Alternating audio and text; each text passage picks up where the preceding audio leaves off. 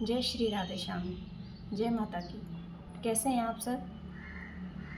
तो चलिए स्वागत करते हैं आपका माय लाइफ स्टोरीज़ में। उस बच्चे की कहानी मैं अगली वीडियो में साझा करूँगी। उससे पहले कुछ बातें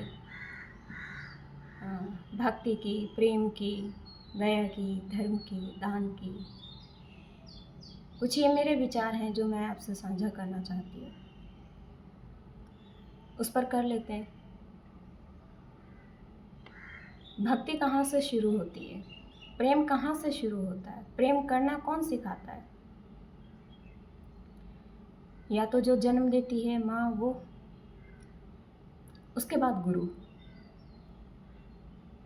गुरु आपके जीवन में है तो आपको ईश्वर से कनेक्ट करने का एक रास्ता दिखाता है कि आप ईश्वर को कैसे महसूस कर सकते हो। जब हम ईश्वर को महसूस करते हैं तो सबसे पहले संचार हमारे हृदय में प्रेम का होता है। हम किसी के प्रति नफरत ना रखें अपने मन में, सबको एक प्रेम भाव से देखें। दूसरा संचार हमारे हृदय में दया का होता है।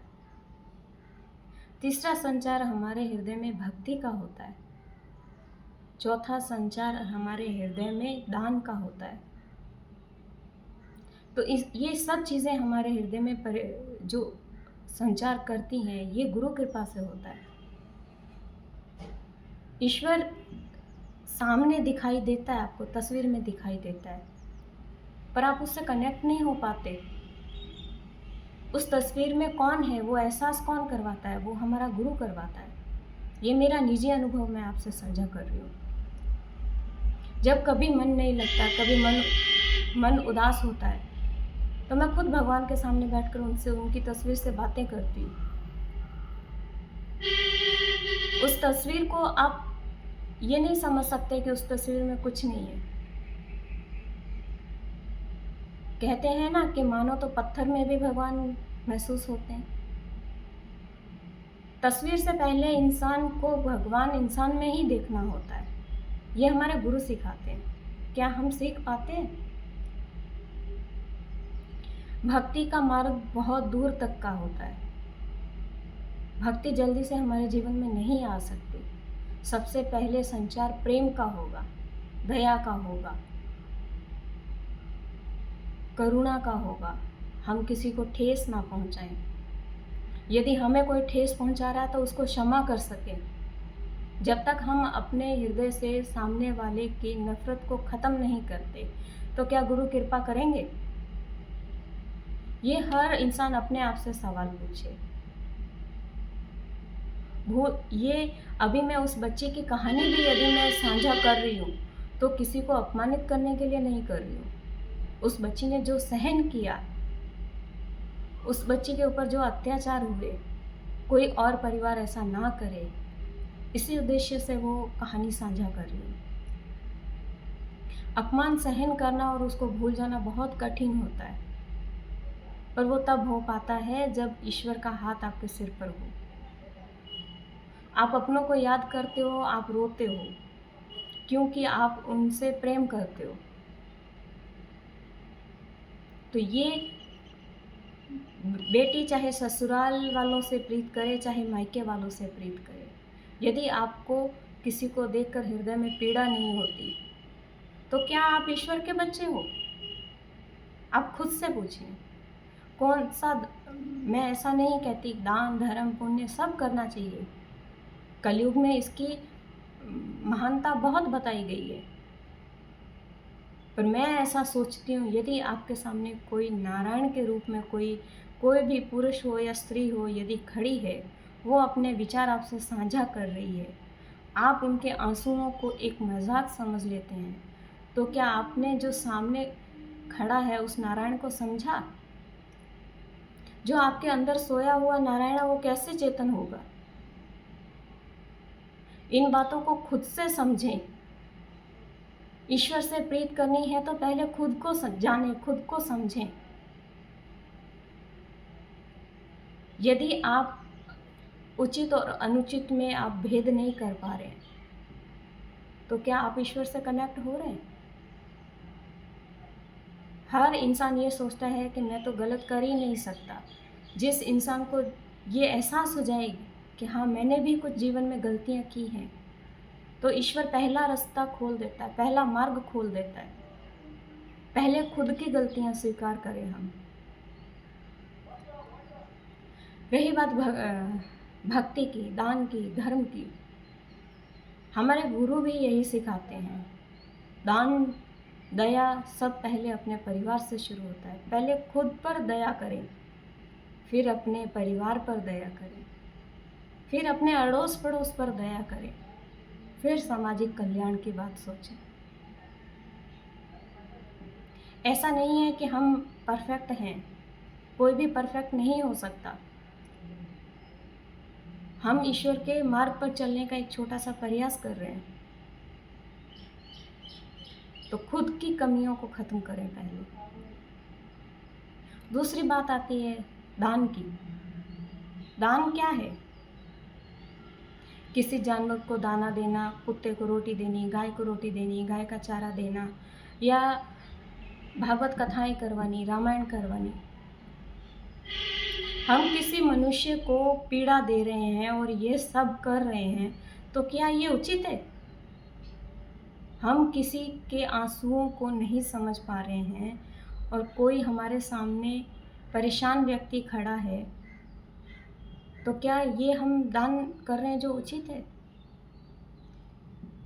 एक कहावत कही गई है कि जब हमारे घर में एक्स्ट्रा रोटी बन जाती है, तो जो रोटी इंसान के मुंह को जानी चाहिए उसे जानवर को नहीं देनी चाहिए। जो जानवर के मुंह को जानी चाहिए उसे कचरे में नहीं फेंकना चाहिए। इसकी हर चीज़ की गरिमा होती है।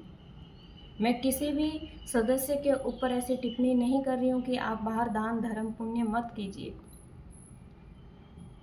पहले खुद के अंदर दान की परिभाषा को समझें कि दान है क्या, हम क्या दान कर रहे हैं। हमने दान किया, हम ये सोचते हैं, पर हमारे गुरु ये सिखाते हैं कि देने वाला वो ईश्वर है, सब माया उसकी है। हमने अपनी स्टैंप उसके ऊपर लगा दी कि हमने दान किया। यदि हमने किया तो क्या आप ये सोच सकते हैं कि जब हम जाएंगे संसार से तो कितना हम साथ लेकर जाएंगे?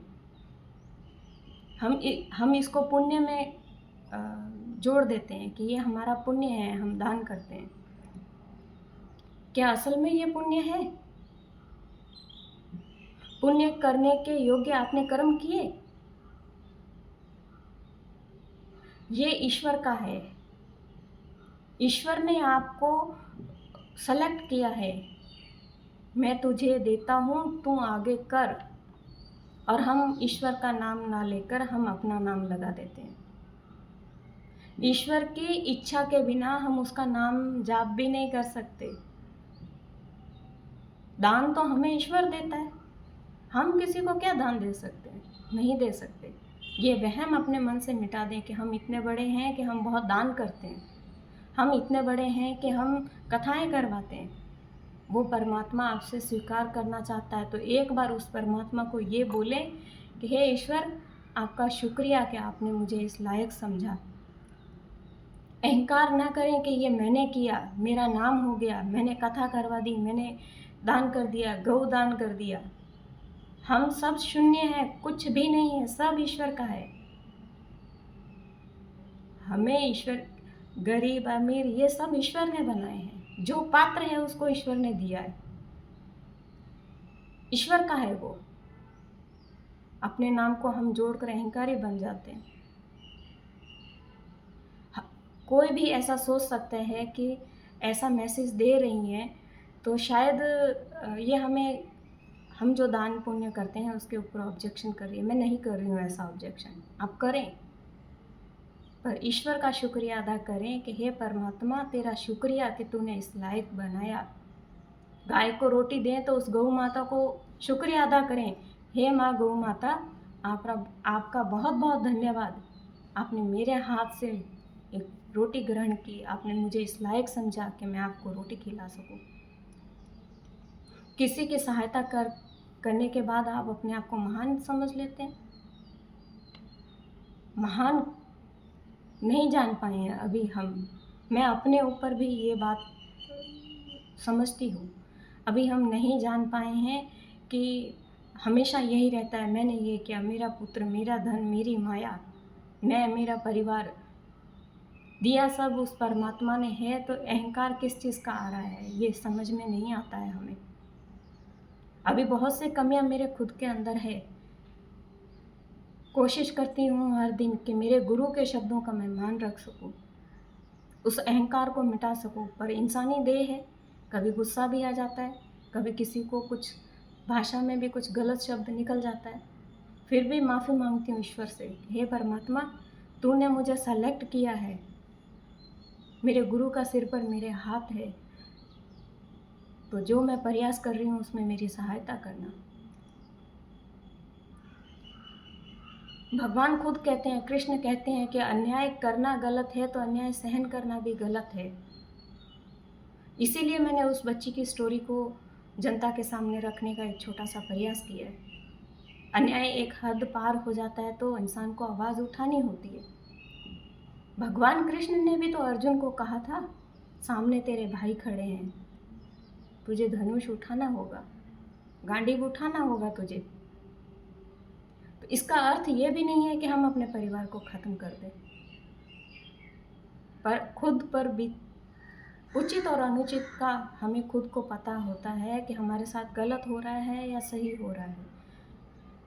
किसी को अपने स्वार्थ में आकर बदनाम नहीं कर सकते हम। हाँ, यदि बिना गलती के कोई किसी को सज़ा देता है तो आवाज़ ज़रूर उठानी चाहिए। ये सारी बातें धर्म, दान, पुण्य, ये जो मैं मिक्स कर रही हूँ, ये सारी बातें ईश्वर से ही जुड़ी हैं। भक्ति लास्ट का मार्ग है। भक्ति के रास्ते पर हम इतनी आसानी से नहीं चल सकते। आप ईश्वर से कनेक्ट होते हैं, हम सब झूठ बोलते हैं कि हम कनेक्ट हो गए, सब झूठ बोलते हैं हम। कष्ट आता है हम घबरा जाते हैं, कष्ट आता है हम रोने लगते हैं। हम ये नहीं समझ पाते हैं कि ईश्वर कष्ट भी अपने उन बच्चों को देता है जो सहन कर सकते हैं, हर किसी को नहीं देता है। भावुक हो जाते हैं क्योंकि कष्ट ऐसा होता है, परिवार छोड़ देता है, साथ नहीं देता है, अकेले हो जाते हैं। पर ये नहीं समझ पाते हैं कि ईश्वर ने अकेला किया है कि तू मेरे से कनेक्ट हो, उनके लिए मत रो जो तेरे है ही नहीं, जो तेरी इस देह के साथ जाएंगे ही नहीं। पर जब तक ये शरीर जिंदा है तब तक हम सब उन रिश्तों को इकट्ठा करते हैं कि मेरे माता, मेरे पिता, मेरे भाई, मेरे बहन, मेरे ससुराल, मेरा मायका। इन चीज़ों में हम उलझ कर रह गए। बहुत प्रयास करने के बावजूद भी ये चीज़ें नहीं निकलती। ये ना जाने कितने हज़ारों लोगों के साथ ये चीज़ें, ये घटनाएं ये घटित होती होंगी। मेरा उन सब से निवेदन है, सबसे पहले ईश्वर से कनेक्ट हो, किसी को ठेस पहुंचाना छोड़ दें, झूठ बोलना छोड़ दें, अपने स्वार्थ के लिए झूठ ना बोलें। आप ईश्वर से कनेक्ट तब तक नहीं हो पाएंगे जब तक आप झूठ बोलेंगे। झूठ बोलना पड़ता है, संसारी है, जीवन है, पर झूठ बोले तो ऐसा बोले कि किसी की हानि ना हो, किसी को झूठ से अपमानित ना करें।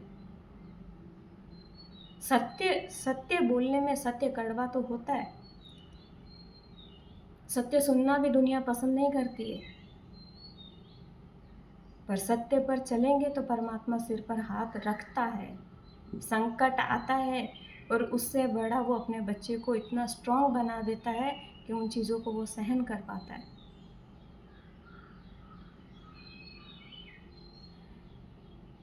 हम दान करते हैं, धर्म करते हैं, धर्म है क्या? धर्म को कोई जान ही नहीं पाता है, नहीं जान पाते हैं। मैं हर दिन मेरे गुरु के शब्द सुनती हूँ, सीखने का प्रयास करती हूँ, फिर भी हज़ारों गलतियाँ मेरे से होती हैं। फिर आंसू आते हैं कि हे गुरुदेव, मैंने फिर से पाप कर दिया, मैंने फिर से किसी का दिल दुखा दिया। तो क्या अपने भगवान के सामने बैठकर आप अपने आप से क्षमा नहीं मांग सकते?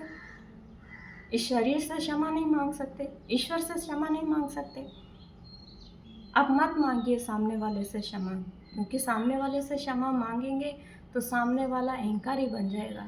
उसको लगेगा कि गलती की थी इसीलिए हाथ जोड़कर मेरे सामने खड़ा है। पर अपने परमात्मा के सामने बैठकर हमेशा निवेदन करें कि हे ईश्वर, मुझे सही मार्ग दिखाना। तो इसीलिए सबसे पहले ईश्वर से जुड़ने के लिए सबसे पहले हमें अपने खुद के ऊपर हमारी कमियों को ख़त्म करना होगा। हमें किसी को ठेस पहुंचाना बंद करना होगा, हमें स्वार्थी बनना बंद करना होगा। शास्त्रों में कोई भी चीज़ गलत नहीं है, ये हमारे गुरु सिखाते हैं।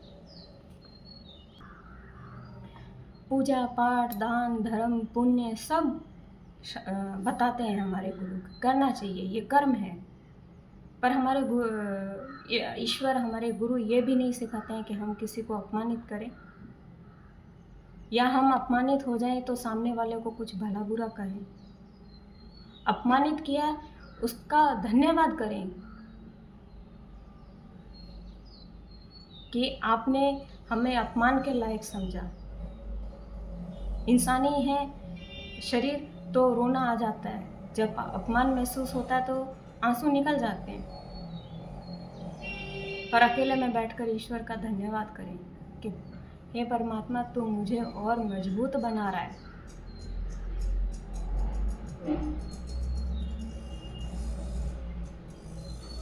बाकी सब विषय बाद के हैं, भक्ति तक हम इतनी आसानी से नहीं पहुंच सकते। सबसे पहला मार्ग ही है प्रेम। हम सबसे पहले खुद से प्रेम करें, अपने ईश्वर से प्रेम करें, अपनों से प्रेम करें। जो इस शरीर को ऊपर वाले ने, ईश्वर ने जो रिश्ते दिए हैं, उनसे प्रेम करें। उसके बाद धर्म, दान, तीर्थ, सब कुछ उसके बाद आता है। सबसे बड़ी भाषा प्रेम की है, परिभाषा प्रेम की है। एक हम मकान बनाते हैं, उसकी जो नींव होती है वो मजबूत करने के लिए सबसे पहले प्रेम की ज़रूरत है। हम अपनों से प्रीत नहीं करते, खुद से प्रीत नहीं करते। मैं, मेरे बच्चे, मेरा परिवार यहीं उलझ कर रह गए। इससे बाहर निकले।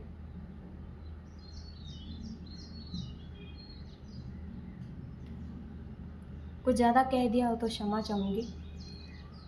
जो महसूस करते हैं वो शब्द निकलते हैं। अपमान कोई करता है तो बुरा भी लगता है, कोई तकलीफ आती है तो रोना भी आता है। पर आशा दूसरों से करनी छोड़कर ईश्वर से करें।